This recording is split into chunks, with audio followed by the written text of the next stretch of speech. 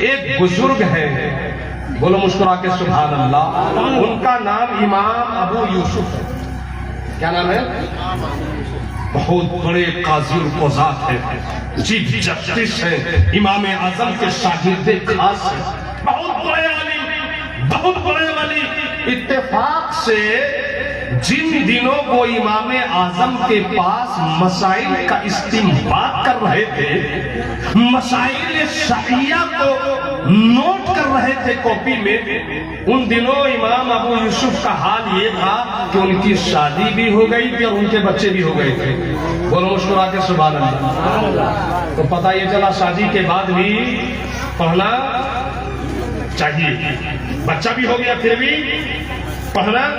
پڑھنے کی کوئی عمر نہیں ہے اسلام میں۔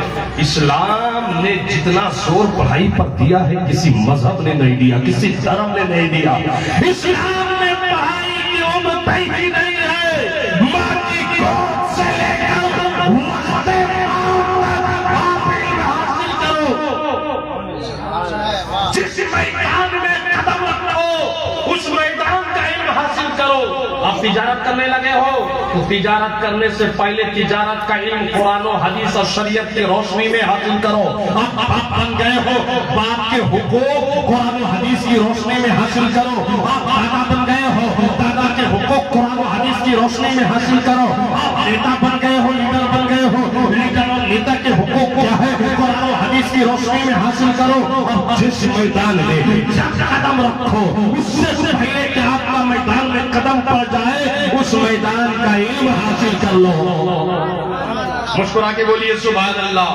امام ابو یوسف کیا ہے، شادی ہو گئی، بچہ ہو گیا، اور پھر بھی امام اعظم کے پاس جا کر مسائل سیکھ رہے ہیں، مسائل کا استنباط کر رہے ہیں، مسائل نوٹ کر رہے ہیں۔ اتفاق دیکھیے کہ امام ابو یوسف کے بیٹے کا انتقال ہو گیا۔ پڑھیے انا للہ و انا الیہ راجعون۔ بیٹے کا انتقال ہو گیا، اور یہ ٹائم کیسا چل رہا ہے؟ یہی وہ ٹائم ہے کہ جب امام ابو یوسف امام اعظم کے پاس جا کر مسائل اخذ فرما رہے تھے، تو معلوم ہے علم کی محبت دیکھو، علم کی قدر دیکھو۔ امام ابو یوسف نے اپنے بھائیوں سے کہا میرے بھائیوں دیکھ رہے ہو میرے بیٹے کا انتقال ہو گیا؟ بھائیوں نے کہا بھائی دیکھ رہے ہیں تمہارے بیٹے کا انتقال ہو گیا۔ کہا ایک بات بولوں مانو گے؟ بھائیوں نے کہا ضرور مانیں گے۔ تو امام ابو یوسف نے کہا سنو مانو گے تو بس یہی گھر کے دروازے میں میرے بیٹے کی نماز جنازہ ادا کر لو۔ کہا کیوں؟ کہا یہاں ادا کر لو گے تو جلدی سے میں نماز جنازہ پڑھ لوں گا، اور نماز جنازہ کے بعد میرے بیٹے کو قبرستان لے جا کر تم لوگ دفن کر دینا۔